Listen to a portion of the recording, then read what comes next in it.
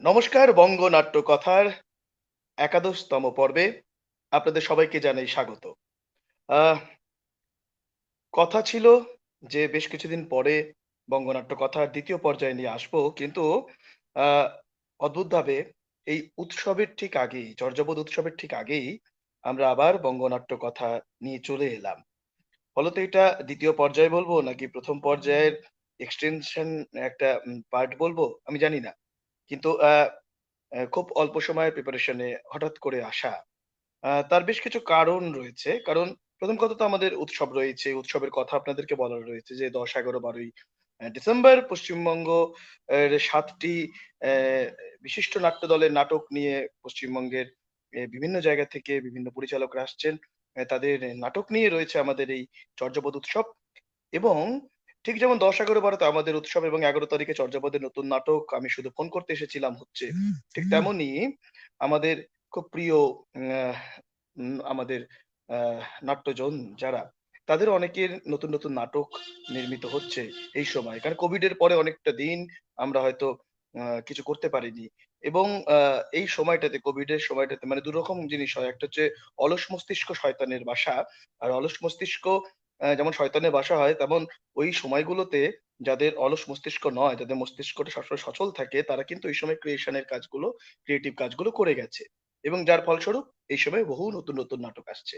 সেরকমই আ একটি বিশিষ্ট্য নাট্য দলের আ দারুণ একটি নাটক আসতে চলেছে। সেই সবকিছু নিয়ে আজকে কথা বলব। আপনারা ইতিমধ্যে জানেন কারা আজকে আছে। আর অনুষ্ঠানটার একটা বড় বৈশিষ্ট্য হচ্ছে এই যে যখন অনুষ্ঠানটা হয় তখন হয়তো এই সময়টাতে ৬টা থেকে ৭টা বা অনেকে রিহার্সাল এ থাকেন, কাজের জগতে থাকেন। কিন্তু পরে এইটা যদি YouTube এ বা Facebook এ থেকে যায়, পরে বহু মানুষ দেখেন, বহু মানুষের ফিডব্যাক আমরা পাই। ফলত এটা রয়ে যাবে। যারা এখন দেখছেন তারা তো ভালোই। যারা দেখবেন তাদের কাছেও আমরা ধন্যবাদ জানাই এবং যারা পরে YouTube এ বা Facebook এ দেখবেন তাদের কাছেও আমরা এখন থেকেই ধন্যবাদ জানাই। তো শুরু করছি আজকের বঙ্গনাট্য কথার একাদশতম পর্ব।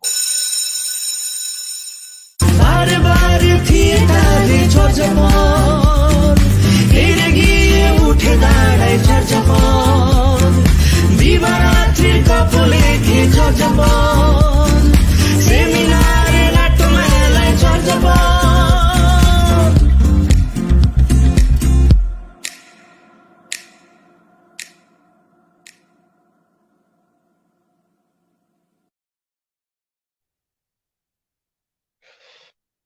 এতক্ষণ আমি একা ছিলাম। এবার চলে এসছে আমাদের সাথে আমার ২ প্রিয় দাদা। আহ রাজীব দা, রাজীব বর্ধন এবং শ্রী অতনু সরকার। দুজনের নতুন করে পরিচয় দেওয়ার আর কিছুই নেই মনে হয়। যাদবপুর মন্থন এবং থিয়েলাইট নাট্য দলের ২ জন পরিচালক। এই সময়কার আহ মানে ২ জন দারুণ পরিচালক বলা যায়।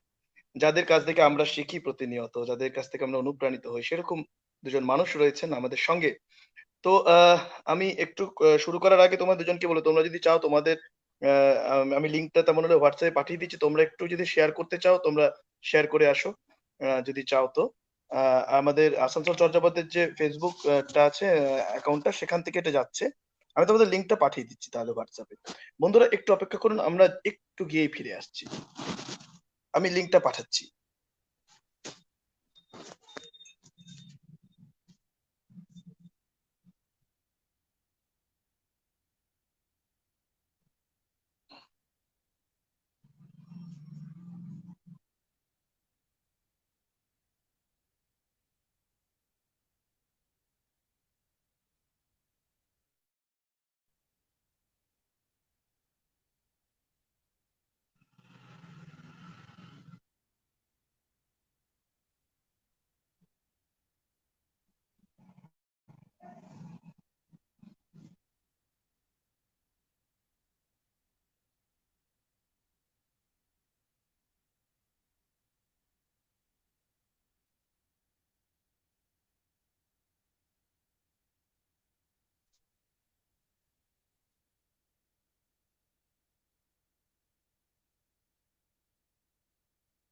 রাজীব দা এবং তনুদা তোমাদের আমি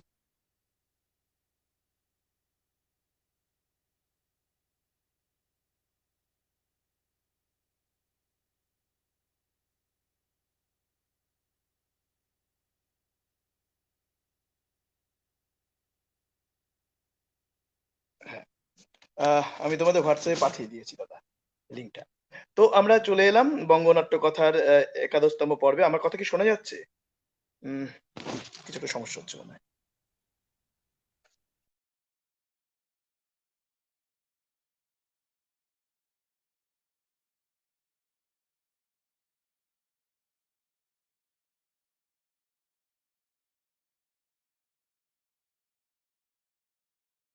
আমরা একটুখানি মাঝখানে গ্যাপ হয়ে গেছিল। হ্যাঁ আমরা লিঙ্ক গুলো পাঠিয়ে দিয়েছি। তোমরা লিঙ্ক গুলো শেয়ার করে দিতে পারো। তো আমরা ফিরে আসি আলোচনায়। শুরুতেই আমরা আমরা নতুন নাটকের বিষয়ে যাব। কিন্তু তার আগে একটু রাজীব দা, অতনু দা দুজনের কাছেই প্রশ্ন যে রুদ্র, কিছু শোনা আহ, যাচ্ছে না। আমার কথা কি শুনতে পাচ্ছ না? শোনা যাচ্ছে না? আমি শুনতে পাচ্ছি। অতনু, শুনতে পাচ্ছিস? হ্যাঁ, তুই পাচ্ছিস শুনতে? আমি শুনতে অতনুদার পাচ্ছি নেটে কোনো রাজীব। তাহলে সমস্যা হয়েছে। তাহলে আমি শুনতে রাজীব দা পাচ্ছি। তুমি একটু তাহলে অতনু দা তুমি একটু রাজীব দাকে বলো যে আমরা তোমার কথা রাজীব দা শুনতে পাচ্ছি, রাজীব দাকে বেরিয়ে আবার ঢুকতে বলো, তাহলে শুনতে পাবে। আমি হ্যাঁ কিছু রাজীব, কি শুনতে শুনতে পাচ্ছি না পাচ্ছিস আমার রুদ্র। কথা? রাজীব, তুই আমার কথা শুনতে পাচ্ছিস? আমি জাস্ট শেয়ার রাজীব, করে এলাম। না মনে হচ্ছে।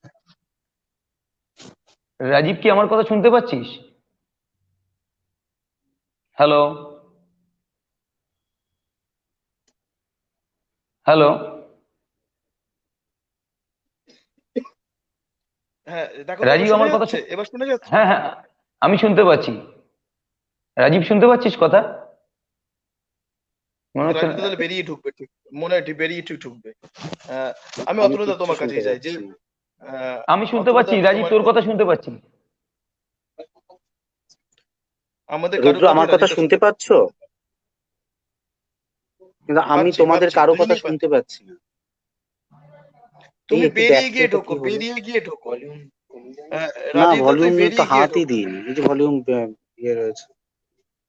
আমি কি একবার তোর কথা বেরিয়ে ক্লিয়ার। তারপর ঢুকবো? হ্যাঁ হ্যাঁ হ্যাঁ হ্যাঁ হ্যাঁ, তাই করো বেরিয়ে তাই যা। করো, বেরিয়ে ঢোকো। অতনুদা, হ্যালো। থিয়েটারের শুরু মানে বঙ্গনাট্য কথায় তোমাকে জানাই প্রথমে স্বাগত, দুজনকেই স্বাগত জানাই।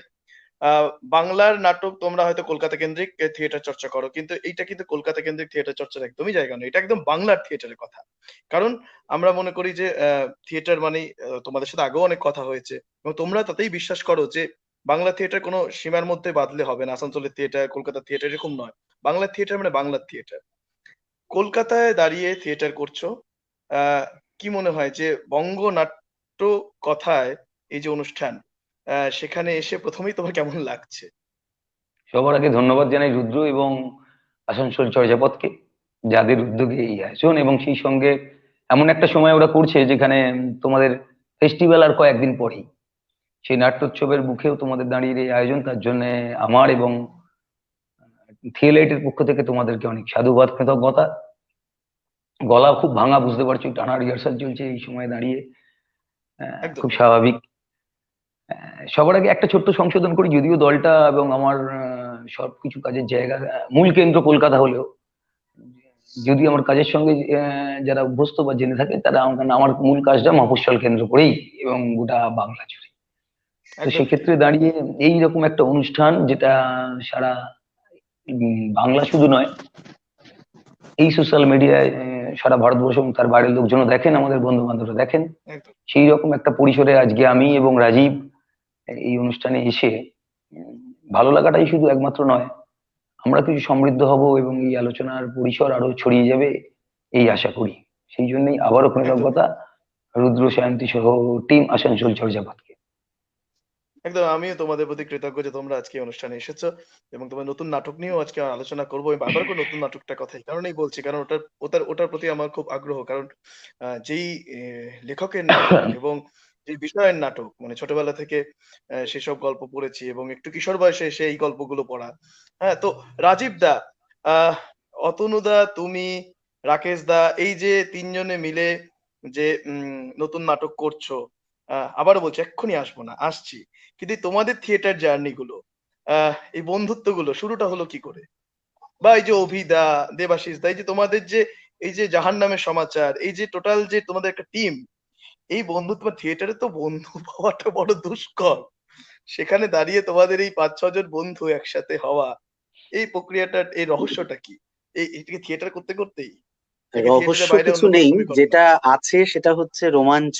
আমরা প্রতি মুহূর্তে রোমাঞ্চিতই হচ্ছি এটা জেনে যে জাহান্নামের সমাচার শুধুমাত্র দেবাশিস দা, অভি, অতনু, রাকেশ বা আমি নই। হ্যাঁ, আমরা হয়তো মিলে শুরু করেছিলাম। জাহান্নামের সমাচার মূলত বাংলা থিয়েটারে তাদেরকেই আহ্বান জানায়, একসঙ্গে হতে আহ্বান জানায় যারা এই থিয়েটারটা খুব সিরিয়াসলি চর্চা করে। তার মধ্যে তুমি আছো, তোমার জেনারেশনের যারা, অর্থাৎ রাজেশ আছে, শুভজিৎ আছে, বারাসাত দেবু, কালপিকের দেবব্রত। মানে আমি দেবু, বলছি হ্যাঁ, যে আহ, এই প্ল্যাটফর্মটা আমাদের সবার। কাউকে ঠিক, হয়তো ঠিক, ঠিক। পৌরোহিত্য একেবারে করতে হয়, সেক্ষেত্রে আমরা পাঁচজন প্রথম এটাকে ইনিশিয়েটিভ নিই, ব্যাস এই পর্যন্তই। আসল কাজটা তোমাদের। আহ ঠিক, সবসময় জানবে মানব সভ্যতা শুধু নয়, সারা বিশ্বেই সমস্ত প্রজাতিরই তার সার্থকতা হচ্ছে তার উত্তর প্রজন্মের হাতে। নাহলে ডাইনোসরের মতন বড় প্রাণীও ধ্বংস হয়ে যায়, ইতিহাস আমরা জানি।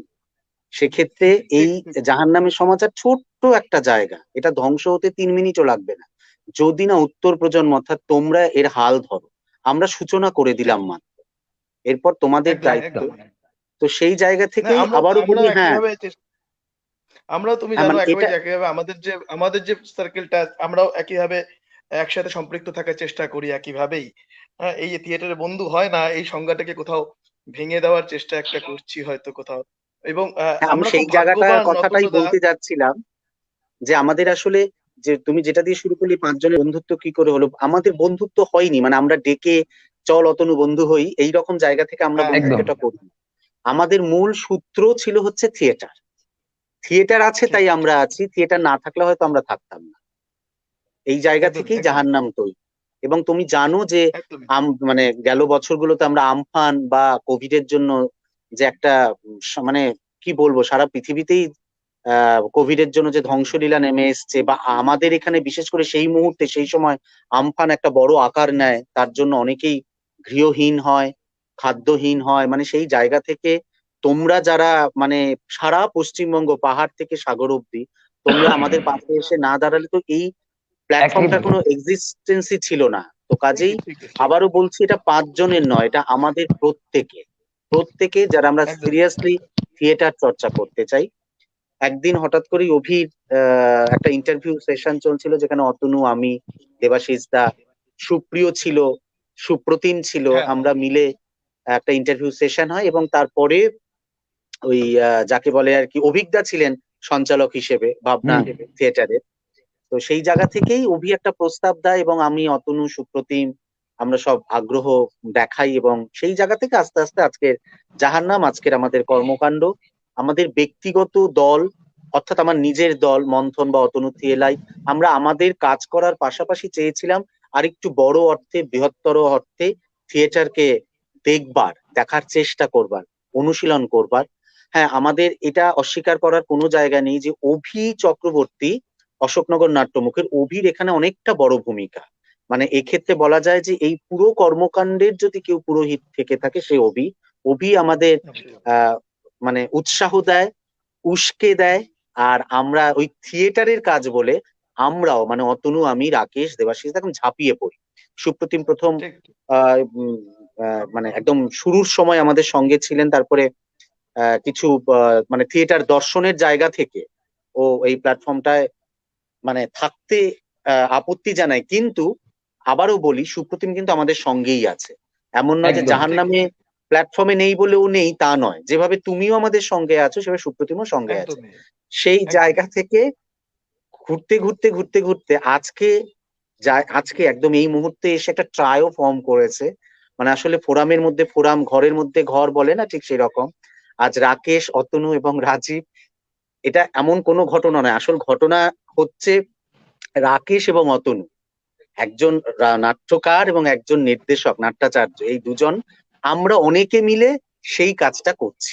না, না, আমি এক্ষুনি যাব না, এক্ষুনি অথিয়েলাইতে যাব না। প্রচুর আবার লোক, বলছি, এবং আমি আমি নতুন তো নাটক নিয়ে বটেই। এক্ষুনি যাচ্ছি না।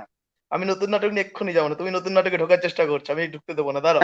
সেটা হচ্ছে যে তুমি তুমি এক ধারার নাটক করো, অতনুদা এক ধারার নাটক করে, রাকেশদা এক ধারার নাটক করে। হুম? তো আ আমি এই ৩ টে ধারার কথা আগে জানতে চাইছি। এই ৩ টে ধারা যে এখানে এসে মিলছে, সেটাতে আসবো। কিন্তু আমি ৩ টে ধারার কথা অতনুদার কাছে জানতে চাইছি। অতনুদা, রাকেশদা এখানে নেই যদিও। কিন্তু রাকেশ দার একটা নিজস্ব ঘরানা তৈরি করেছে। রাকেশ দা, রাজীব দা নিজস্ব একটা ঘরানা তৈরি করেছে। তোমার নাটকের একটা নিজস্ব ঘরানা আছে। হ্যাঁ? এই যে এখনকার থিয়েটারে একটা বড় আমি একটা জিনিস দেখি যে যারা ইয়াং ডিরেক্টর মানে তোমরা, তোমাদের পরে আমরা, আমাদের পরে যারা আছে তারা প্রত্যেকের নিজস্ব একটা স্টাইলাইজেশন তৈরি করছে। মানে খুব কম বয়সী একটা করে নিজেদের সিগনেচার তৈরি করার চেষ্টা করছে। মানে ওই কারুর অনুসরণ না করে বা কারোকে মানে ওই কপি না করে নিজেদের মতো করে কিছু করার চেষ্টা করছে। তোর বড়ি খাড়া, খাড়া বড়ি তোর না করে। তো তোমাদের ৩ জনের ঘরানাটা তো একদমই আলাদা দাদা। তো একটু এই ঘরানাটা নিয়ে একটু কথা বলি। তারপরে তো সমন্বয়টা নিয়ে কথা বলবো। অতনু দা। আহ, ঘরানা বললে ঘরানা, ঘরানা না বললে না। আসলে প্রত্যেক দিনের থিয়েটার চর্চায় এই কথা তো অস্বীকার করার কোনো জায়গা নেই যে আমরা প্রত্যেকে কিছু শিখতে শিখতে শিখতে শিখতে যাচ্ছি প্রতিদিন প্রতি মুহূর্তে। আমি, তুমি, রাজীবকে দিয়ে শুরু করে সারা বিশ্বব্যাপী যারা সংস্কৃতি চর্চা করে প্রত্যেকটা মানুষই তাদের মতো করে শিখতে শিখতে যাচ্ছে।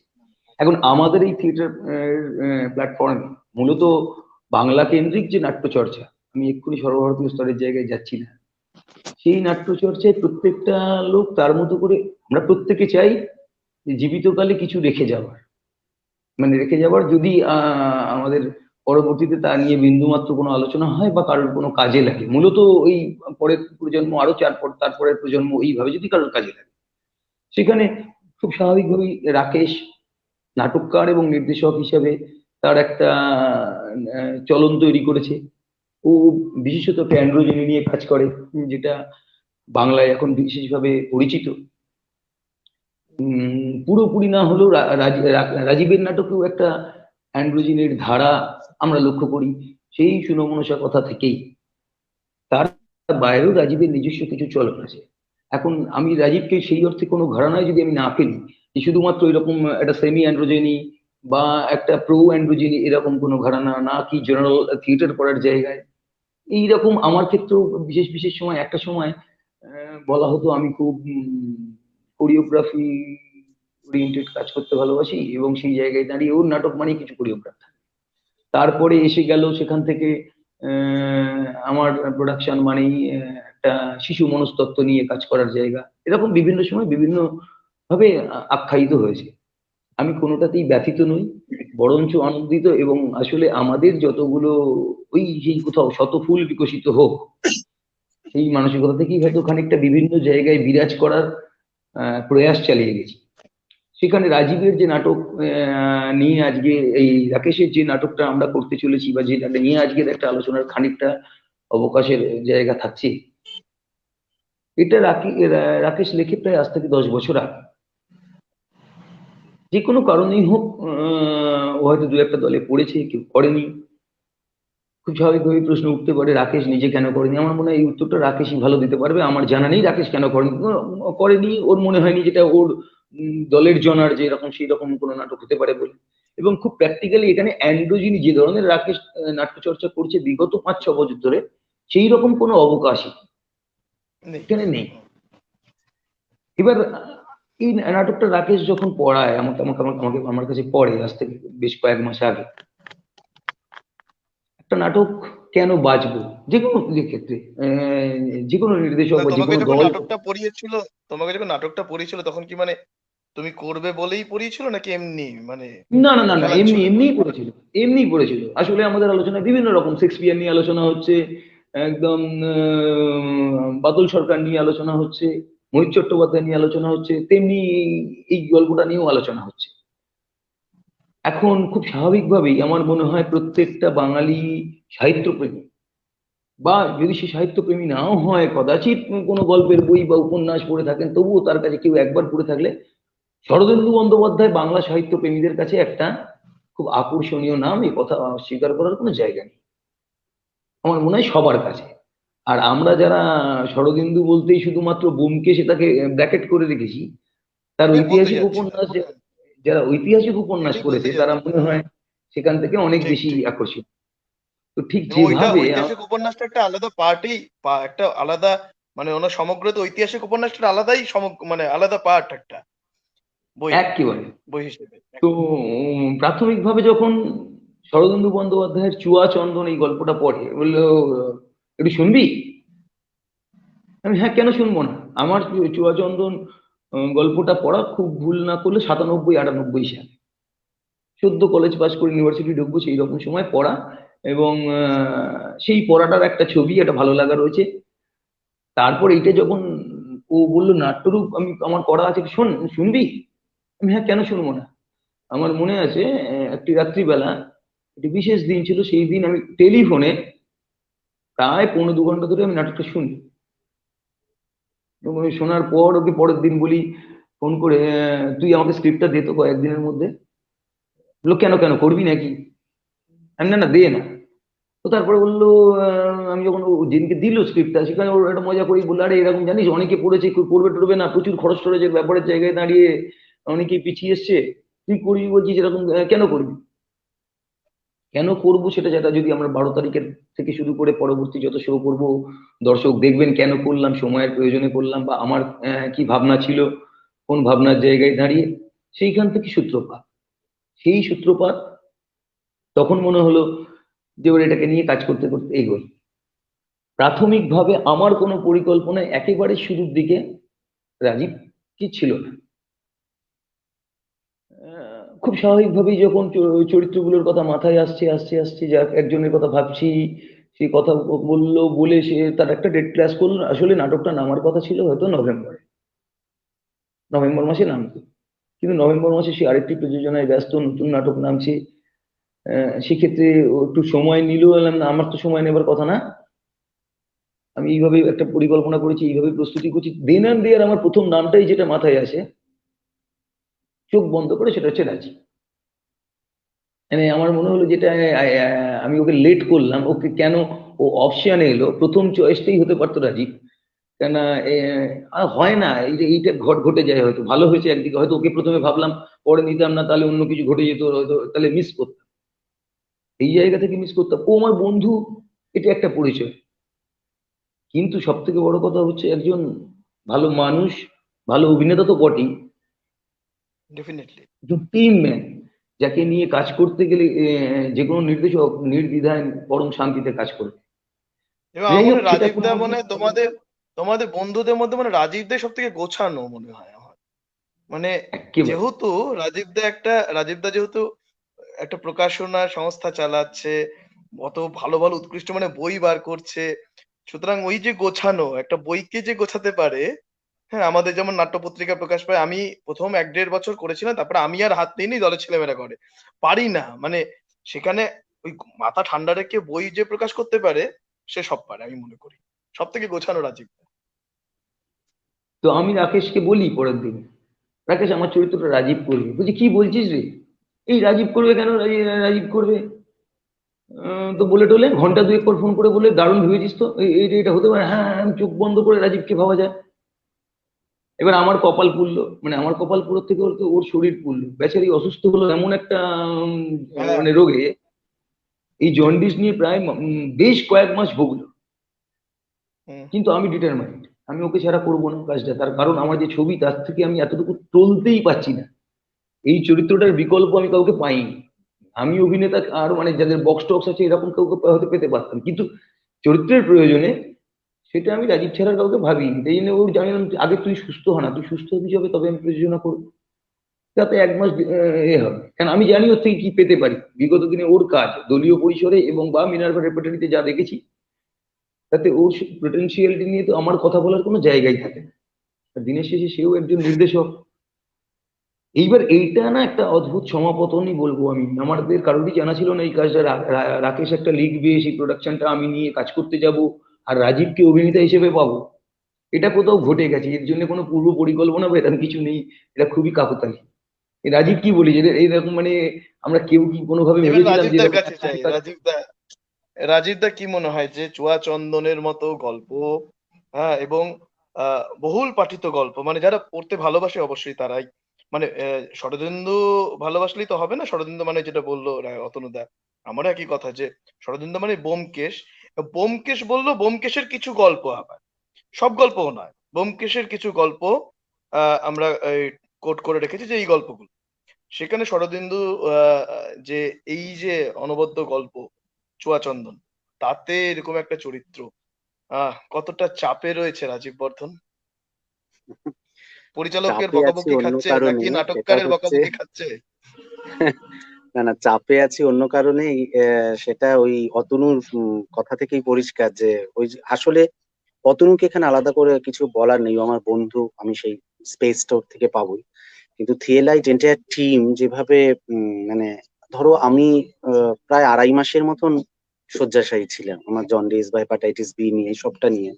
এবং তারপরেও অতনু বলছেন ঠিক আছে আরো 2 দিন যা, আরো 1 সপ্তাহ তুই। আমি একবার ওকে বলেই প্রায় দিয়েছিলাম যে তুই অন্য কিছু ভাব, অন্য কাউকে, কারণ আমার মনে হচ্ছে না আমি দাঁড়াতে পারবো। তো সেই জায়গা থেকে তাই বলছি যে অতনুকে কৃতজ্ঞতা জানাবো না, কারণ বন্ধু তো সেই যে এই রিস্কটা নিতে পারে।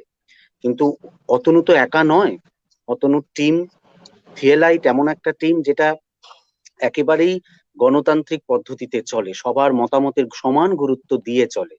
তার মানে আমি আহ, তাদের মধ্যে এভাবেই আছি যে তারা প্রত্যেকে আমার জন্য অপেক্ষা করেছে, কাজেই চাপটা আমার ওইখানে। আমি জানি না অভিনেতা হিসেবে আমি কতটা কি করতে পারবো, বা এই চরিত্রের প্রতি সেটা ডিরেক্টর বলবেন, সেটা নাট্যকার বলবেন, এবং সর্বোপরি আমাদের যারা ঈশ্বর দর্শক বলবেন। কিন্তু আমার চাপটা ওখানে যে এতগুলো মানুষ এই পুরো টিমটার মধ্যে যে আমার জন্য এতদিন অপেক্ষা করেছে, এবং তারপরে আমি বোধহয় সবার শেষে ঢুকেছি, সবার পরে কম্পোজিশন করা বা ডায়লগ নেওয়া, কাজ করা। এবং ডায়লগ তো নিজের বাড়িতে বসে মুখস্থের বিষয় নয়, সবার সাথে সেটাকে ম্যাচ আপ করানো। সেই জায়গা থেকে আমি যে সাহায্য, যে সহযোগিতা এবং যে সৌহার্দ্যপূর্ণ পরিবেশ পেয়েছি। আমি বহু থিয়েটারে অনেক কাজ করেছি, অনেক যাকে বলা হয় যে আহ, মানে বাংলা থিয়েটারের তথা বিশ্বমানের থিয়েটারের নির্দেশকের সঙ্গে আমি কাজ করেছি। তো তার সেই জায়গায় দাঁড়িয়ে অতনুর সঙ্গে কাজ করার অভিজ্ঞতা, বিশেষ করে গেল 3 দিন আমরা তেপান্তরে ওই কল্লোলের ওই জায়গাটায় ছিলাম, একদম রেসিডেন্সিয়াল রিহার্সাল যাকে বলে, সেভাবে আমরা কাজ করে এসেছি রাত দিন একসঙ্গে এতগুলো মানুষ। মানে আমার বহুদিন বহুদিন মনে থাকবে, বা বলা ভালো হয়তো আজন্মই থিয়েটারের জন্মকাল অব্দি আমার এটা মনে থাকবে। আর চরিত্র চাপের কথা বলতে আমি আবারও বলি, সত্যি এতক্ষণ যেটা আলোচনা হচ্ছিল, এই নাটকের স্টার হচ্ছে শরদিন্দু বন্দ্যোপাধ্যায়। তার ডেফিনেটলি। তার যে গল্পটাকে বাছা হয়েছে, এবং অতনু যে মানে স্ক্রিপ্টটা তো অনেকদিন আগেই লেখা, 10 বছর আগে। তো সেটা তো নাও করতে পারতো। এই সময় দাঁড়িয়ে ভারতবর্ষের যে দুরবস্থা, কেন্দ্র সরকার যারা চালাচ্ছেন তারা যেভাবে হিন্দুত্বকে ব্যবহার করছেন, হিন্দু ধর্ম অত্যন্ত গুরুত্বপূর্ণ এবং একটি প্রগতিশীল ধর্ম, যেখানে নাস্তিককেও সমান জায়গা দেওয়া হয়, সেটা চুয়াচন্দ্র নিমাই পণ্ডিত বলছে। যেখানে হত্যার বিরুদ্ধে, সেখানে হিন্দুত্বের নামে, এই তত্ত্বের নামে যেভাবে মানুষকে ছোট করা হচ্ছে, মানুষকে মানুষের বিরোধিতায় কাজে লাগানো হচ্ছে, সেই জায়গায় দাঁড়িয়ে অতনু হয়তো আরো নানা টেক্সট বাঁচতে পারতো, কিন্তু এই 10 বছর আগে লেখা টেক্সটটা অতনু বেছে নিয়েছে, এবং তাকে নির্দেশকের দৃষ্টিভঙ্গি থেকে যে সমসাময়িক করে তোলা হয়েছে, সেই জায়গায় কাজ করাটাই একটা চ্যালেঞ্জ। এবং চুয়াচন্দন যারা আমরা এখানেই পড়েছি। প্রশ্ন, রাজীব দা, আমি এখানেই প্রশ্ন করব আমি, যে ঐতিহাসিক একটি চরিত্র, আহ এই চরিত্রগুলোকে আমরা তো চোখের সামনে দেখিনি এবং পড়েছি হয়তো, কিন্তু তাদের বডি জেস্চার কি ছিল, তাদের, তারা কিভাবে কথা বলতো, বা তারা কিভাবে তাকাতো, আহ আমরা অনেক মেথডস এর কথা জানি, স্টানিস্লাভস্কি মেথডস, ব্রেকটিয়ান মেথডস, অ্যালিয়েশন পদ্ধতি, হাজার ঘন্টা, সেসব আমি বাদ দিচ্ছি। আহ ডিরেক্টর অতনু সরকার ঠিক কি টোটকা দিচ্ছে তোমাকে, নাকি একদম ছেড়ে দিয়েছে যে তুমি কি ডিরেক্টর অ্যাক্টর, নাকি মানে অ্যাক্টর একদম, মানে আমি ডিরেক্টর বলে দিয়েছে, আমি এবার চরিত্রটা বুঝে নিচ্ছি, কোনটা? না, মানে আমি ডিরেক্টর তোমাকে একেবারেই কতটা আদৌ ডিরেক্টরস অ্যাক্টর। হেল্প করছে? আমি প্রচন্ড ভয় পাই, আমি এইসব একদম পারি না। আমাকে নির্দেশক যা বলবেন, সে মানে 1 থেকে 10 যা যা বলে যাবেন আমি তাই করব, এমনকি ও জানে। তাহলে মানে তাহলে নির্দেশক কি কি রিহার্সালে বলছে? রিহার্সালের পর আমায় যদি কেউ বলে এটা হচ্ছে না, আমি নিজে থেকে সেটাকে ক্ল্যারিফাই না করে, সেটাকে ঠিক না করে, হুম, আমি নির্দেশককে জিজ্ঞেস করি আচ্ছা এটা কি তাই, এটা কি ওই করব। তবে একদম প্রথম থেকে আমি যে পদ্ধতিতে কাজটা করলাম অতনুর সঙ্গে, অতনু ও কি চায়, ওর স্ক্রিপ্টটা কি, ডিটেলটা আমায় বলেছে। এছাড়া অতনু সম্পূর্ণ স্বাধীনতা দিয়েছে আমাকে এই চরিত্রায়নের ক্ষেত্রে। আমি আমার মতন একটা চিন্তা মধ্য দিয়ে এগিয়েছি। এবং যেটা তুমি বললে যে তানিস্লাভস্কি সিস্টেম বা ব্রেক্ট, বা ধরো আমাদের দেশে বাদল সরকার, তারও আগে যদি আমি ধরি গৈরিশ প্যাটার্ন, এই সমস্তটা শেষে, দিনের শেষে পড়ে থাকে অভিনেতার নিজস্ব উপলব্ধি। সে ঘুম থেকে উঠে সেটাই। রাতে শুতে যাওয়ার আগ অব্দি সারাদিনে তার যে জীবনযাপন, তার মধ্য দিয়েই তার আসলে থিয়েটারের অভিব্যক্তি, অভিনেতার অভিব্যক্তি বেরিয়ে আসে। সেটাই। বাংলা সাহিত্যের ছাত্র হিসেবে যেমন চুয়াচন্দন পাঠ করেছি, ঠিক সেই রকমই চৈতন্য চরিতামৃত প্রভূত বইগুলো তো আগে থেকেই আমার পড়া ছিল। ফলত আমাদের চৈতন্যের দর্শন শুরু হয় ক্যালেন্ডারের ছবি দেখে, যেখানে গৌরনিতাই দুই হাত তুলে দুদিকে দাঁড়িয়ে থাকে নীল আর হলুদ পোশাক পরে, চকচকে করে ক্যালেন্ডারটা। মানে আমি যে সময়টা বড় হয়েছি তখন ক্যালেন্ডারে এইসব ছবি ছাপা হতো এবং এগুলো আমাদের ঘরের দেওয়ালে শোভা পেত। একদম। সেইখান থেকে তার দাঁড়াবার ভঙ্গি, তার চাহনি, তার শারীরিক অভিব্যক্তি, এইগুলো তো সেই মানে সেই মনেই সংগ্রহ হতে থাকে, যা এতদিন পরে এসে তার মাঝখানে এতগুলো বই পড়া হয়েছে চৈতন্য কেন্দ্রিক। সবচেয়ে বড় কথা, মধ্যযুগ ছিল আমার স্পেশাল পেপার, তার মধ্যে বৈষ্ণব পদাবলীটাই ছিল আমার মেইন। তো আলাদা করে মানে এই চরিত্রটা করবার জন্য যে খুব প্রিপারেশন নিয়েছি তা নয়, টেক্সটটাকে বারবার পড়েছি, টেক্সটটা কি বলতে চাইছে। মানে চৈতন্য, আই মিন এখানে তো চৈতন্য না, নিমাই পণ্ডিত, নিমাই পণ্ডিতকে এখানে কোন পার্সপেক্টিভে, ইতিহাসের কোন সময়ে দাঁড় করাচ্ছেন নির্দেশক, সেইটা বুঝতে চেয়েছি।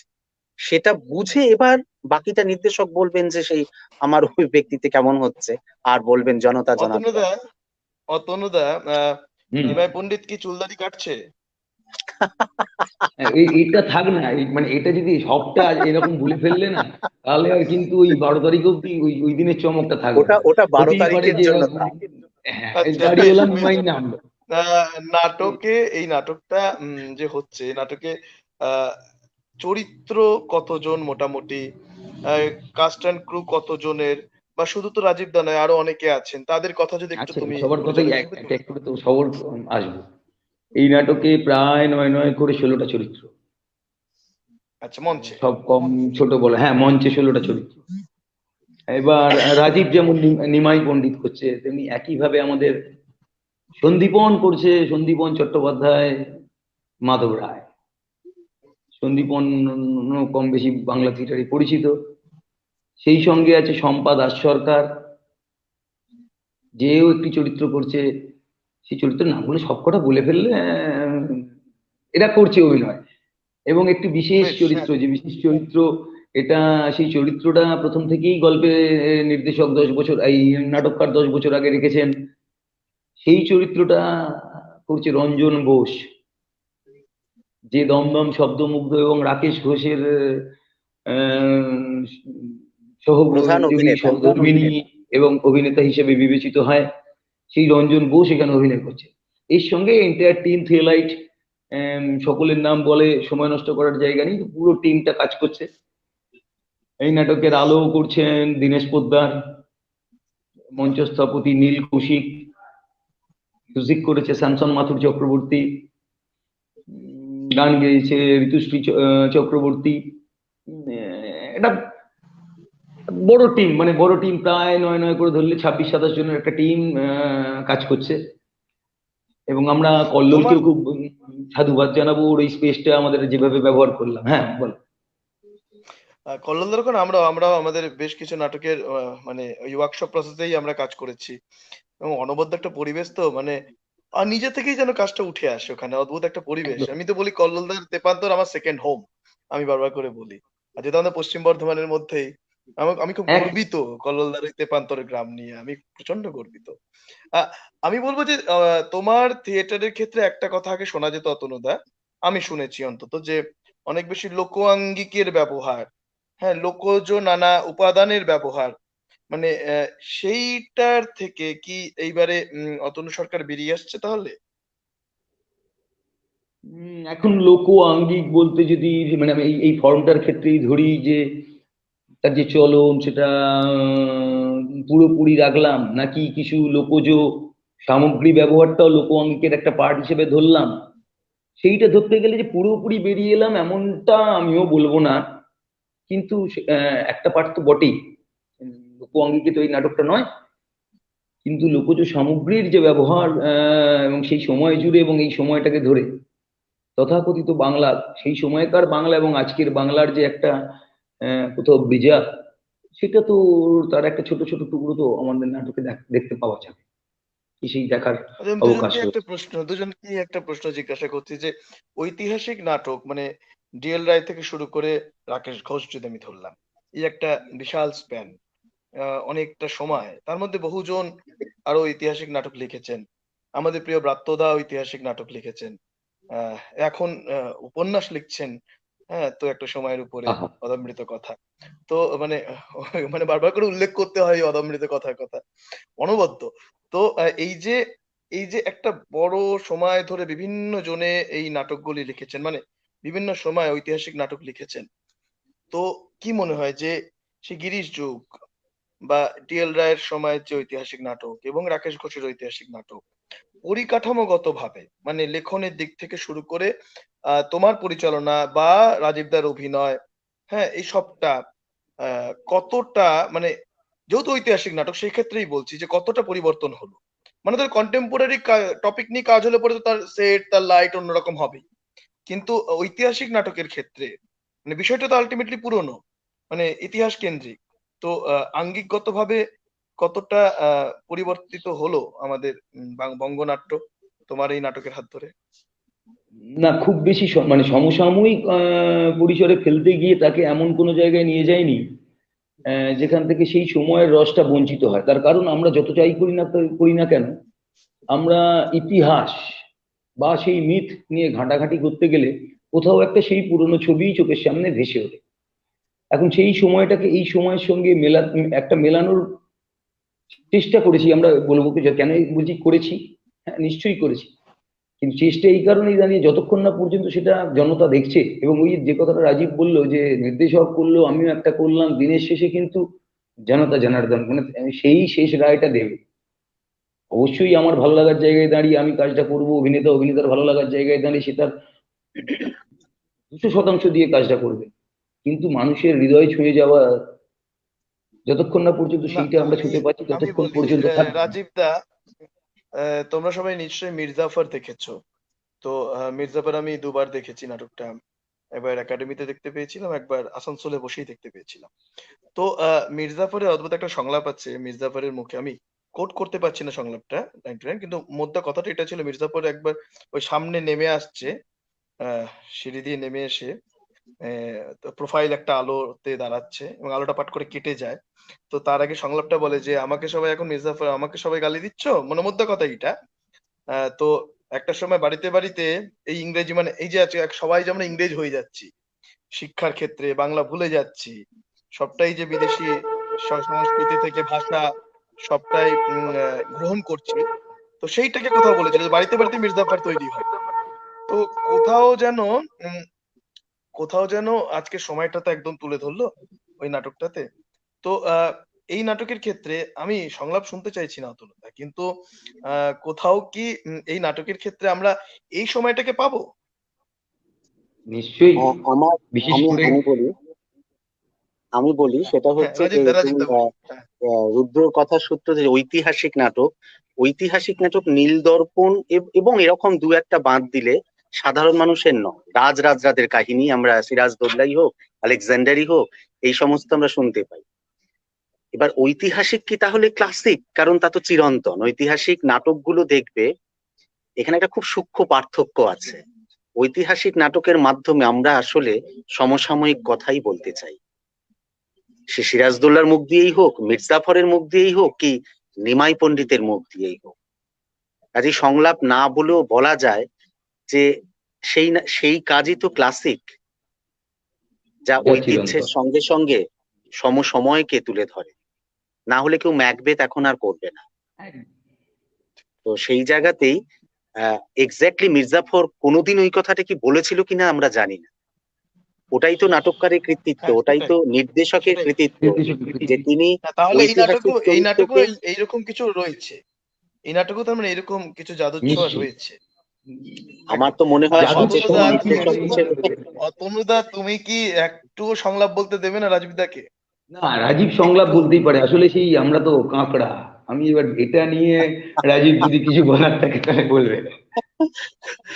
হ্যাঁ না মানে তারপরে তোমরা সত্যি পরে ঝগড়া করো তুই কেন বলে দিলি, কিন্তু যদি একটুখানি মানে না, না, না, ধরো সেটা তোমার ফার্স্ট বলতেই শোতে পারে আসলে। আমি দেখতে পাচ্ছি না, আমি ডেফিনেটলি আমি ফার্স্ট শো দেখতে পাচ্ছি না, কবে যেতে পারবো কলকাতা জানি না, যবে যাবো বা এখানে যদি কখনো হয় আমি নিশ্চয়ই হ্যাঁ, দেখতে হ্যাঁ, পাবো বা হ্যাঁ, কলকাতা গিয়ে হ্যাঁ, নিশ্চয়ই সেরকম যদি দেখতে পাবো। ডাকে। ফলত না আসলে রাজীব হ্যাঁ বল, তাহলে অন্তত রাখছো তোর এটাই বল, সত্য হ্যাঁ অংশে ও যেটা বাম্মুনের কথা বললো যদি বল। যে মানে আসলে একই কথা চর্বিত চর্বণ হচ্ছে, মানে করতে আমি বাধ্য হচ্ছি যে এই যে তুমি বললে তোমরা বন্ধুরা কি করে বন্ধু হয়ে উঠলে এবং একটা ফোরাম ইত্যাদি জায়গা থেকে আমাদের আলোচনা শুরু হয়েছিল।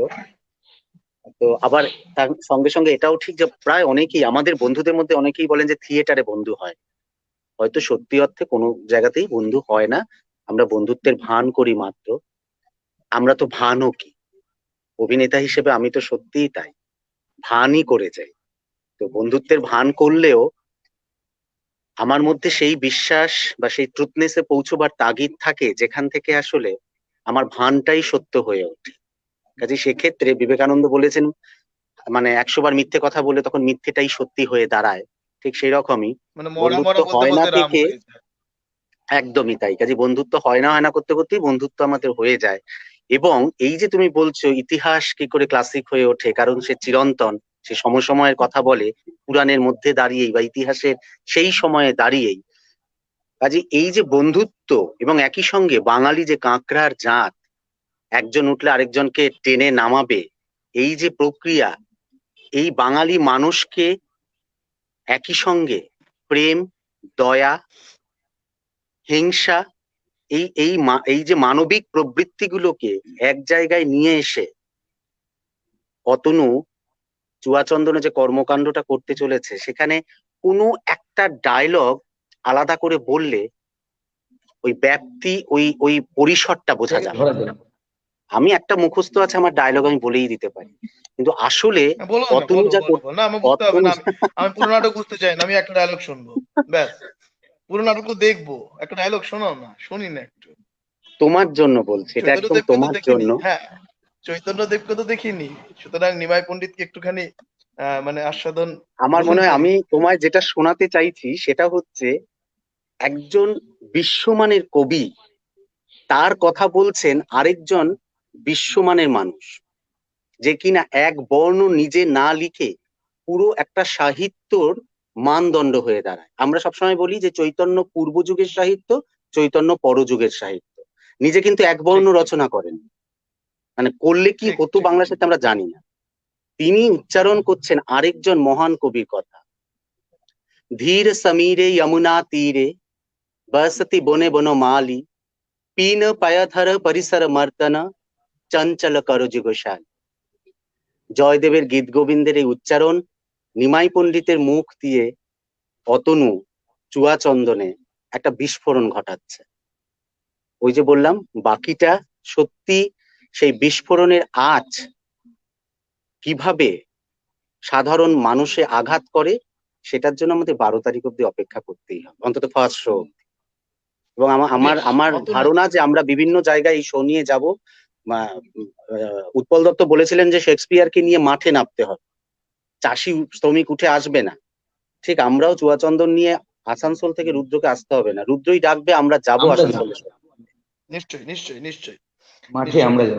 আমি যেটা আমি এখানেই একটা কথা আমার জিজ্ঞাসা যে অনেকে একটা আমি আবার কলকাতা তুমি জানো আমার আমার ট্যাগ আছে কলকাতার বই কলকাতা, এ নিয়ে আমি বহু বহু কথা বলে ফেলেছি।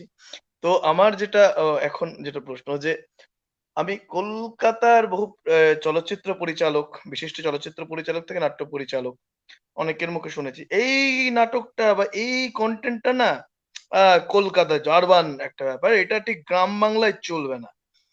আমি খুব বিশিষ্ট পরিচালকের চলচ্চিত্র আমি না মানে এই চলচ্চিত্রটা বোলপুরের লোকে দেখবে না। হ্যাঁ মানে তাকে বলতে শুনেছি, টিভি ইন্টারভিউতে বলতে শুনেছি, ঘাড় মান নাড়িয়ে, খুব প্রিয় গায়ক তিনি আবার আমাদের, কিন্তু তারপরেও তাকে বলতে শুনেছি। তোমার এই নাটক কি মানে আমাদের মতো গ্রাম বাংলার মোটা মাথা লোকেদের মাথায় কি ঢুকবে? সবার জন্য। দিনের শেষে এইটা বলি যে এখানে কোনো তথাকথিত কোনো বাদ, জ্যামিতি কিমিতি কোনো কিছু বাদ কে ব্যবহার না করে খুব সহজ সরল ভাষায় একটা গল্প বলতে চেয়েছি, যেটা সময়ের গল্প, যে গল্প, আমার গল্প, যে গল্প তোমার গল্প, ঘাসের উপর দাঁড়িয়ে থাকা মানুষের গল্প, চাষির গল্প, কৃষকের বাহ! গল্প, মানুষের মুক্তির গল্প। এই গল্পে ওই জন্য বললাম যে সময়কে ধরা, সেই সময় দাঁড়িয়ে রাজনীতি, হিংসা, দেশ প্রেম, প্রগল্ভতা কিভাবে ছিল আর আজকের পরিসরে সেটা কি করে একই রকম চিরন্তন রয়ে গেছে। তাই ক্লাসিক কিনা তো নিমাই পণ্ডিত ক্লাসিক, চুয়াচন্দন পাঠ্যে ক্লাসিক, চুয়াচন্দন নাট্যে ক্লাসিক কিনা 12 তারিখ জনতা বলবে। তার অপেক্ষায় রয়েছে, উত্তেজিত তো বটেই। প্লিজ। রাজীব দা কি আমি বলছেন? একটা কথা বলি রুদ্রর এই কথার প্রসঙ্গে, যেটা অতনু বললো একদম পারফেক্ট কথা। তারপরেও যে কথাটা থাকে, নিমাই পণ্ডিত যে নাটকে পৌরোহিত্য করে, সেই নাটক অমান্য করে কোন সমাজ? গ্রাম, শহর, মোটা মাথা, রোগা মাথা, বুদ্ধিজীবী, অবুদ্ধিজীবী, এই সবার ঊর্ধ্বে মানুষ, মানুষের হৃদয়। এর এর পরে আর কিছু থাকে না। ঠিক, ঠিক, ঠিক। এবং এটাও আমি একটা অতনুদা তোমার ডায়লগকে এই একটু ঘুরিয়ে শোনালাম। লোভ বাড়ছে, লোভ বাড়ছে। বাড়িয়ে যাওয়া লোভ, ভালোই। আ আমি আমি যেটা জানতে চাইবো অতনুদা, যে তোমার এই যে এই ঐতিহাসিক নাটক তো বুঝলাম যে তুমি রাকেশ দার স্ক্রিপ্টটা পড়ে তুমি বা শুনে তোমার আগ্রহ জন্মালো। আহ এইটা করতে করতে কি পরের নাটকের কোথাও প্লট মাথার মধ্যে আসছে যে আরেকটা ঐতিহাসিক নাটক হতে পারে? এক্ষুনি ঐতিহাসিক নাটক করবো কিনা এই ভাবিনি। মানে আমি না একটু মানে খুব স্লো, মানে খুব আস্তে আস্তে হাঁটি। নাটকের অনেক রকম পরিকল্পনা থাকে। আসলে যদি এটা নাই হতো, এইরকমই একটা ঐতিহাসিক রহস্য শরদিন্দুরই বছর চারেক আগে, বছর চারেক কেন আরো 2015 নাগাদ করার একটা মানে পরিকল্পনা নিয়েছিলাম। কিন্তু তার এত বিপুল ব্যয়ভার আমাদের মতো দলের পক্ষে সম্ভব নয় বলে পিছিয়ে এসেছিলাম। সেটা হচ্ছে দুর্গ রহস্য। ও, সেও অনেকটা কাজ আমার আমার অত্যন্ত প্রিয়, প্রায় অত্যন্ত প্রিয় একটি গল্প, এবং আমি আমারও বেশ কিছু ভীষণ প্রিয়। মানে, হ্যাঁ মানে ওই ধরো আমি যখন রাজিত কাপুর যখন ওটা অভিনয় করেছেন সেটাও দেখেছি, বা আরো তারপরে কয়েকজন করেছেন। আমার কল্পনার সাথে দুর্গটা কখনো মেলেনি, মানে দুর্গটা যেভাবে ভেবেছিলাম মানে কোথাও কল্পনা, আমি এই জন্য না, আমি আমার কল্পনাটাকেই রেখে দিয়েছি। এখন ওই একটি যদি অডিও স্টোরি শুনতে পাই, পরবর্তীতে সেটা আবার শুনলে পরে অন্তত নিজের কল্পনাটাকে মেলাই। ঐতিহাসিক নাটক নিয়ে কাজ করি, তাহলে আবারও দুর্গ রহস্য করবো। করো, করো, করো, আবারও দারুণ হবে, মানে দারুণ এটা হবে। আমার জন্য রয়েছে, যদিও আমার কালিদাস সামনে বসে আছে। মানে হ্যাঁ, ওর মতো অভিনেতা পাওয়া না, এটা কিন্তু যে কোনো নির্দেশকের আমি পুরো কপাল। কি সব এত বলছিস! ফ্লেক্সিবল অভিনেতা, মানে এতটুকু বন্ধু হতে পারে, আমার বন্ধুত্বের জায়গা অন্য, সেটার সঙ্গে ওর সঙ্গে আমার কথা, ভালোবাসা, রাগ, অভিমান সবকিছু থাকে। কিন্তু এত ফ্লেক্সিবল অভিনেতা আমাদের বাংলা থিয়েটারে পড়াশোনা করা অভিনেতা তো খুব কম, তথাকথিত কম। একদম, তাই এই ধরনের একদম। শিক্ষিত অভিনেতা পেলে না যে কোনো নির্দেশকের কাজ অনেক সহজ হয়ে যায়। এটা নির্দ্বিধায় বলা যা- চলে। যারা নতুন থিয়েটার করছে, মানে আহ আমাদের মতো মানুষেরা বা আমাদের পরের যারা শুরু করেছে, তাদেরকে তোমরা দুজন মানে জাস্ট আমাদের সিনিয়র হিসেবে আহ কি পরামর্শ দেবে? কেন শুনবে আমাদের পরামর্শ? আমরা বাংলা থিয়েটারে এমন কিছু করে ফেলিনি, প্রথম কথা। কেন শুনবে বলতো আমার আমার পরামর্শ? আমাদের এখন কি সত্যি কেউ পরামর্শ শোনার জায়গায় থাকে? আমি জানি না, কেননা আমার অন্য কিছু বলার নেই। আমি নিজের থিওরি যেটা চেষ্টা করেছি, আমার মতো করে পড়াশোনাটা আমাদের খুব কম। ওই শুধুমাত্র কিছু রবীন্দ্রভারতী, সঙ্গীত নাটক একাডেমি এরকম ডিগ্রি ডাগরা করে তো আলটিমেট কিছু হয় না। প্রত্যেক দিনের পড়াশোনা যদি থাকে, সেটা যে কোনো কিছু হতে পারে। সেটা নিউজ পেপার হতে পারে, সেটা রাস্তায় ঠোঙায় বাড়ির মুদিখানা জিনিস আনার সাথে সাথে তার সেখানে কিছু লেখা থাকতে পারে, যা তাকে আকর্ষণ করবে বা যা তাকে আকর্ষণ করবে না।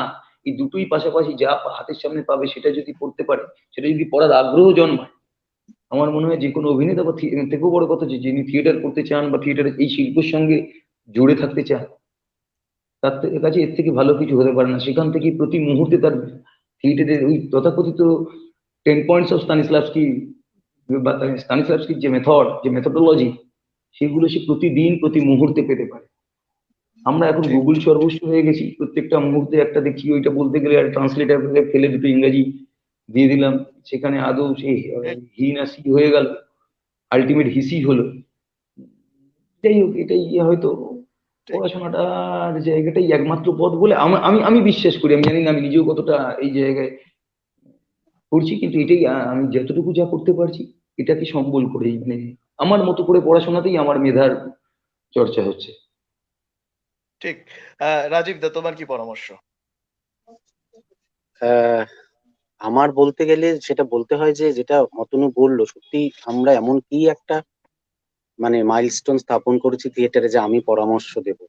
ওই আবারও সেই একটা ডায়লগ শুনতে চেয়েছিল, অনেক ডায়লগ শোনাচ্ছি যে আমি অবতার নই, সামান্য পণ্ডিত। আর এখানে বলতে আমি পণ্ডিত নই, সামান্য থিয়েটার করিয়ে।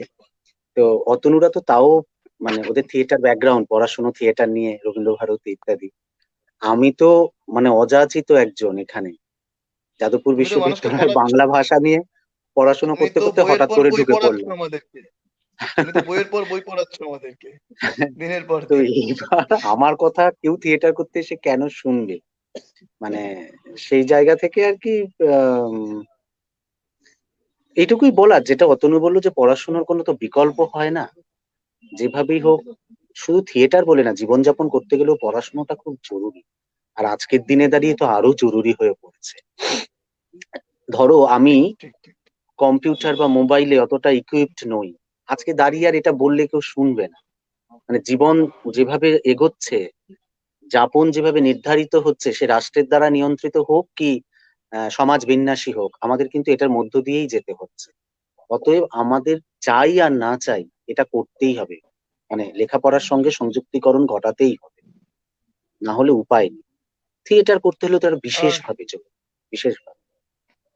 অতনু দা, আমরা শেষের দিকে প্রায় চলে এসেছি। আমি চুয়াচন্দন নিয়ে কথা বললাম, এবার একটু এইটা সূত্র ধরেই জিজ্ঞাসা করি যে কি মনে হয় যে বর্তমানে বাংলা থিয়েটার বা বঙ্গ থিয়েটারের ধারা আজ থেকে 10 বছর আগের সাথে, বা তোমরা যখন থিয়েটার শুরু করেছিলে, যে সময়টা তোমরা থিয়েটারটা শুরু করছো সেই সময়ের সাথে, বা তোমরা যখন দেখছো শুধু থিয়েটার, হয়তো নিজেরা শুরু করোনি, শুধু দেখার মধ্যে রয়েছো, তার সাথে আজকের সময় দাঁড়িয়ে বঙ্গ থিয়েটারের ঠিক কি পরিবর্তন ঘটেছে?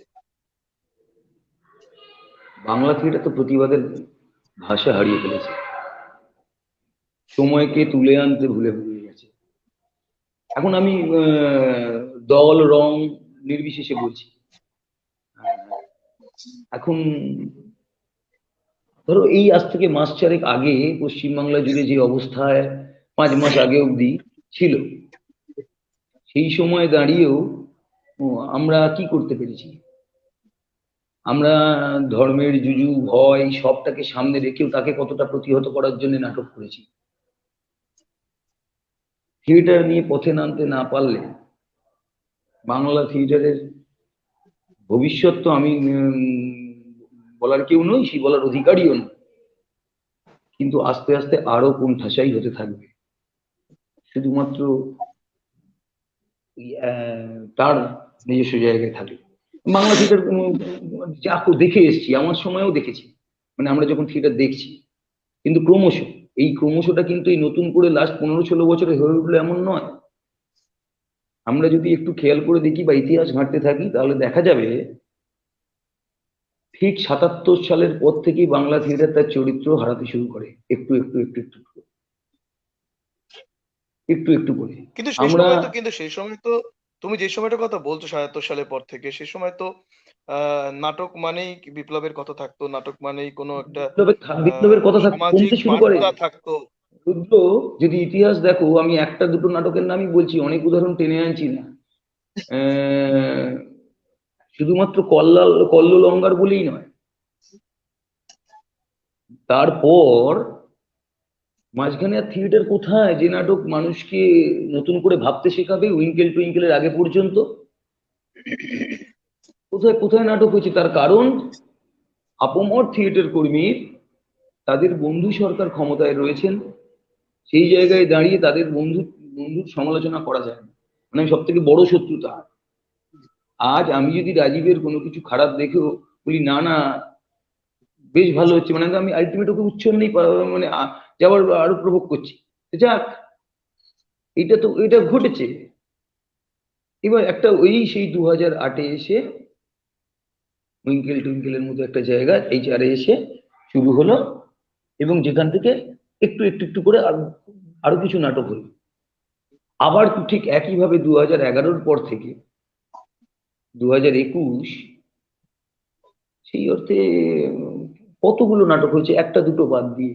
আমি বলছি না মানে এই নাটককে বিপ্লবী হওয়ার জন্য নয় শাসক দল মানে সে কেন্দ্রের হোক রাজ্যের হোক তার বিরুদ্ধেই গলাচড়া দিয়ে শুধু বলতে হবে, না না সেটা কথা নয়, কিন্তু মানুষের যে বলার কথা, মানুষের বলার কথা কি মানে কি নিয়ে বলবে? শুধু ভাত রুটি পাচ্ছে না বা ডিএ বাড়ছে না এইটাই বলার কথা?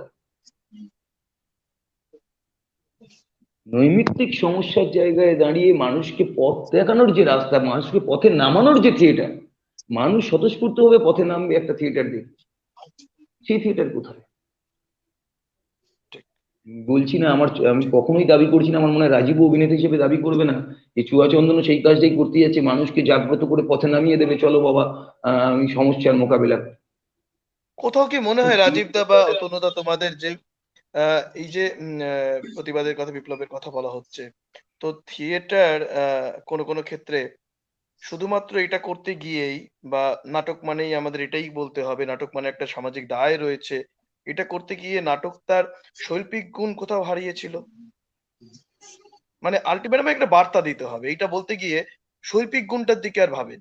মানে তুমি কলকাতা কেন্দ্রিক থিয়েটারের কথা শুধু ভাবো, আমি পুরো পশ্চিমবঙ্গ জুড়েই বলছি, এইটা কি কোথাও হয়েছে যে আমার আলটিমেটলি আমাকে শেষমেশ একটা বার্তা দিতে হবে, শেষে একটা দৃশ্য হবে, কোথাও একটা বিশেষ লাল আলো আলো প্রয়োগ জ্বলবে, হবে, হ্যাঁ একটা লাল আলো আলো জ্বলবে, জ্বলবে কিছু একদম। লোক ওই হ্যাঁ এক সময় বিবেক একটা চরিত্রে খুব ইয়ে এবং ছিল, বিবেক মাইম এসে মাইম কথা বলতো, মাইম করতে করতে হাঁটতে থাকে, শেষ দৃশ্যে মাইম হবে, সবাই মিলে হাঁটছে, কোথাও একটা যাচ্ছে, মিছিল। যেতে যেতে হ্যাঁ মিছিল, ওই একটা কিছু হবে, আসুন আমরা কিছু করি, অথবা পোস্টার নিয়ে দাঁড়িয়ে গেলাম।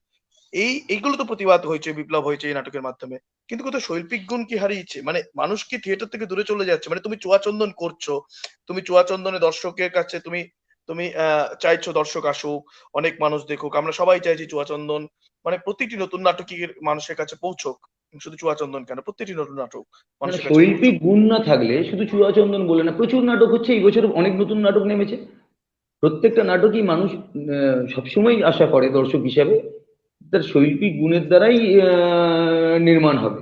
তাহলে তো আমি পথে নেমে একটা পোস্টার ড্রামা করলেই হয়। যে কথা আমি বলবো না, আমরা অনেক সময় নির্দেশক অভিনেতারা আলোচনা করি আকছে আকছে করি টেক্সট সাব টেক্সট নিয়ে, তাহলে তো ওই রকমই হাতে একটা প্ল্যাকার্ডে লিখে নিয়ে চলো কারে পুকাও বললে কাজ মিটেই যায়। একদম।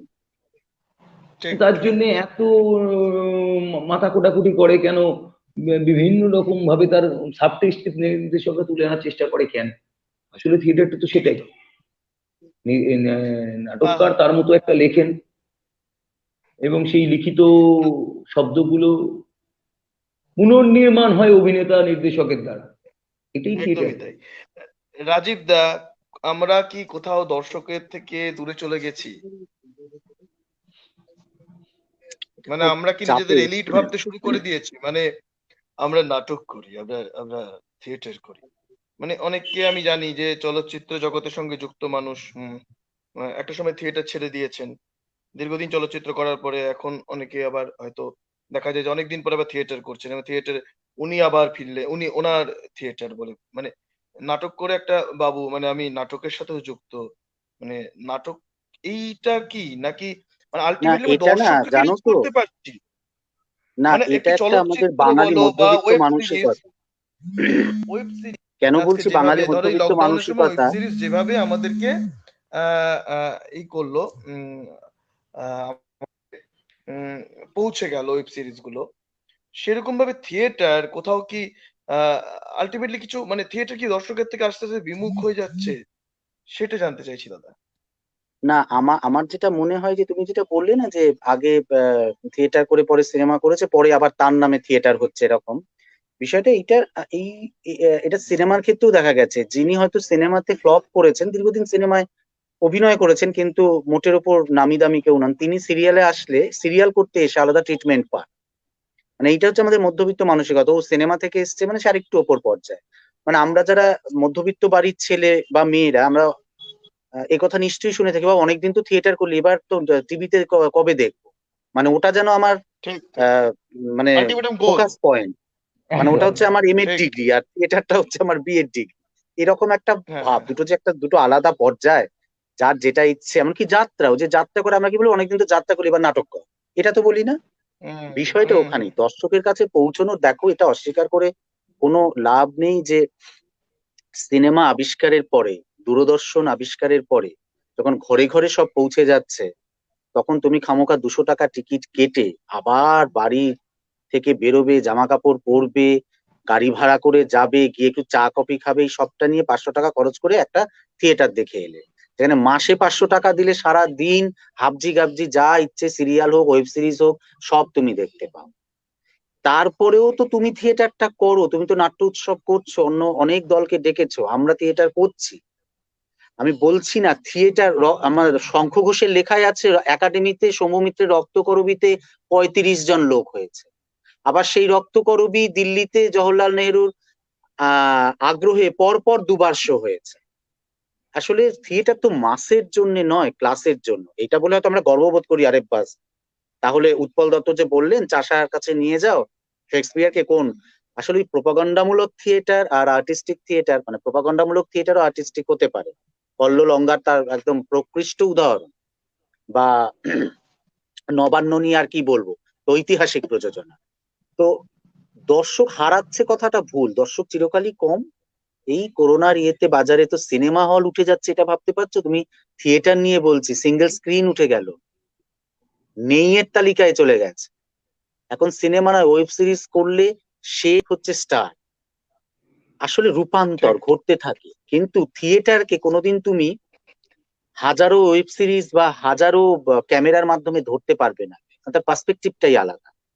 একদমই, থিয়েটার একদমই। সবসময় তো 3 ডাইমেনশন, অতনুদা, ফলত দেখতেই হবে একদমই তাই। সচক্ষে। ঠিক। অতনুদা, একদম শেষে এসে জিজ্ঞাসা করব যে চুয়াচন্দন কি পারবে যে ক্লাস অ্যান্ড মাসকে মেলাতে? কি মনে হয়?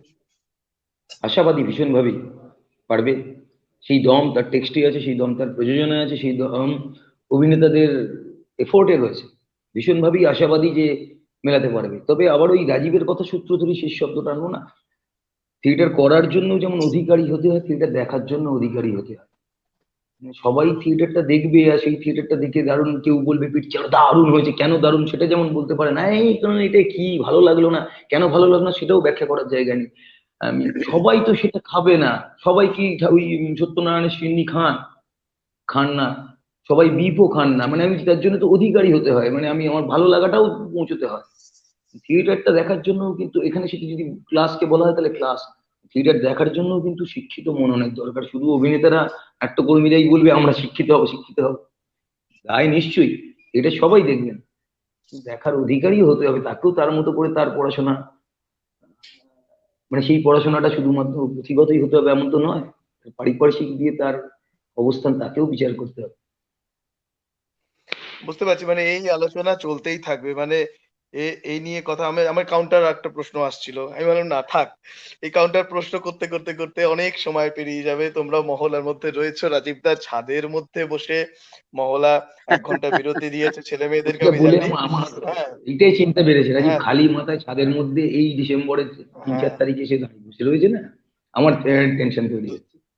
২ দিন পরে তোমার মাথাটা আরো খালি করার খালি করবে কিন্তু। সেটাও কিন্তু মাথায় রেখো। হুম? ২ দিন পরে তাহলে তোমার রহস্য মাথা এই আরো খালি জায়গায় করে থাক যাবে। যে আমার নিমাই পণ্ডিত কি ওইটাই। এরকম স্বল্প কেশে পক্ষ দাড়িতে আসছে, নাকি স্বল্প কেশে পুরো পক্ষ দাড়িতে খামাখা। আসছে। হ্যাঁ, সেটাই। তো বুদ্ধিমানের একদম অপেক্ষা সবশেষে থাকে। এসে দর্শক বন্ধুদের উদ্দেশ্যে চুয়াচন্দন নিয়ে দুজনকেই কিছু বার্তা দিতে বলবো। এবং আমাদের চর্যাপদের যারা দর্শক আছেন বা আ সব মিলিয়ে বঙ্গনাট্য কথার যারা দর্শক তাদের সবার উদ্দেশ্যে কি বার্তা দেবে দুজনে? ১ম এ রাজীব দা। চুয়াচন্দন নিয়ে একটা কথাই বলার, 12 তারিখ ফার্স্ট শো, খুব টেনশনে আছি। তারপরেও আরো শো এর ডেট আমরা জানি।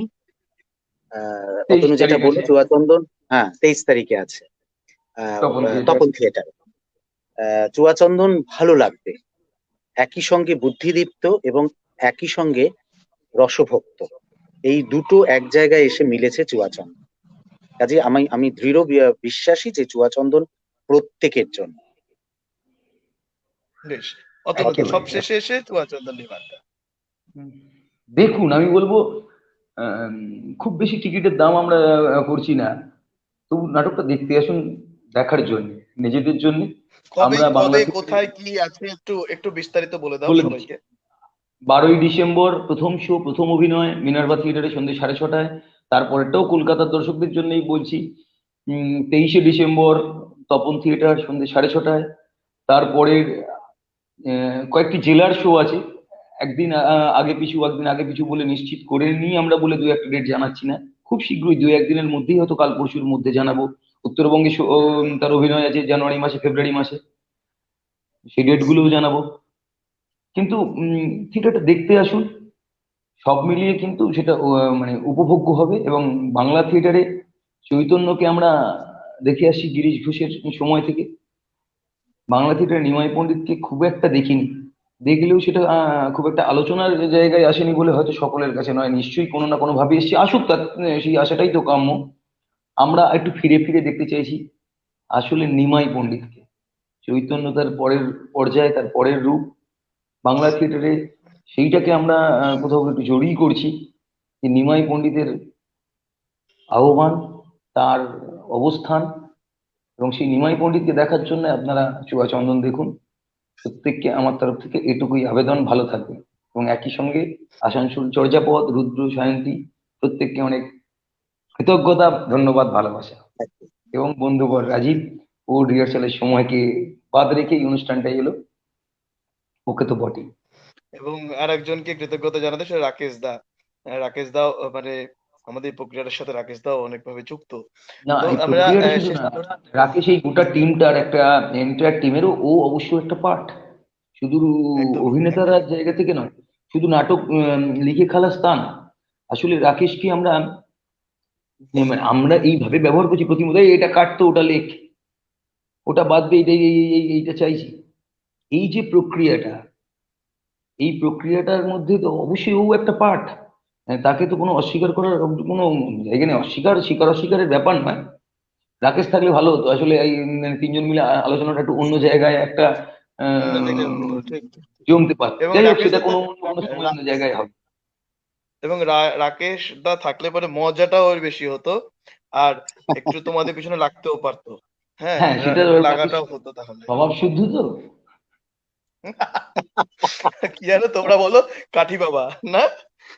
হ্যাঁ, কুচুটে, বিশ্ব আমরা কুচুটে। মানে বলি তো, রাকেশ ঘোষ মানে কুচুটে এবং কাটিবাজ, বিশ্ব কুচুটেও নিজেও বলে ওই জন্য।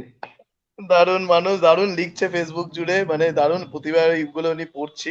যাই হোক, আমরা এতক্ষণ ধরে বন্ধুরা কথা বললাম আমাদের এই সময়কার দুজন বিশিষ্ট পরিচালক, থিয়েলাইট নাট্য দলের পরিচালক অতনু সরকার এবং যাদবপুর মন্থন নাট্য দলের পরিচালক রাজীব বর্ধনের সঙ্গে, এবং আরেকজন ছিলেন না যিনি, তিনি দমদম শব্দমুক্তের রাকেশ ঘোষ। এই তিনজন মিলে একটি অসাধ্য সাধন করছেন, যা হচ্ছে শরদিন্দু বন্দ্যোপাধ্যায়ের চুয়া চন্দন কাহিনী থেকে নাট্যরূপ দিয়েছেন রাকেশ ঘোষ, এবং সেটি 12 তারিখে, আগামী 12ই ডিসেম্বর মিনারবার থিয়েটারে সন্ধ্যে 6:30টার সময় অভিনীত হতে চলেছে। বঙ্গনাট্য কথায় আজকে অনেক রকম তো আলোচনা হয়, তার মধ্যে আজকে একটি পার্টিকুলার একটি থিয়েটার নিয়ে, একটি আগত প্রয়োজনা নিয়ে আমরা কথা বললাম। কারণ চুয়া চন্দন বাংলা সাহিত্যের, বঙ্গ সাহিত্যের সম্পদ। নিমাই পণ্ডিত আমাদের বঙ্গ জগতের গর্ব। ফলত বঙ্গনাট্য কথায় এই যে কাহিনী নিয়ে, এই যে গল্প নিয়ে আজকে আমরা আলোচনা করলাম, সেটা অত্যন্ত গুরুত্বপূর্ণ। 11তম পর্ব এখানেই শেষ করছি। তো আমি মনে করি যে আগামী 10, 11, 12 আসানসোল চর্যাপদের নাট্য উৎসব রয়েছে, সেখানে 7টি নাটক রয়েছে পশ্চিমবঙ্গের 7টি দলের, তার মধ্যে আসানসোল চর্যাপদের আমি শুধু ফোন করতে এসেছিলাম এই নাটকটিও রয়েছে। কাহিনী নির্যাস গ্রাব্রিয়াল গার্সিয়া মার্কেজ, এবং আমাদের আসানসোল চর্যাপদের প্রয়োজন। আপনারা আসুন, স্বেচ্ছা ও সাধ্য মূল্যে আমন্ত্রণ পত্র সংগ্রহ করুন, এবং সবশেষে আবার চুয়া চন্দনের পুরো টিমকে জানাই অনেক অনেক অনেক শুভেচ্ছা।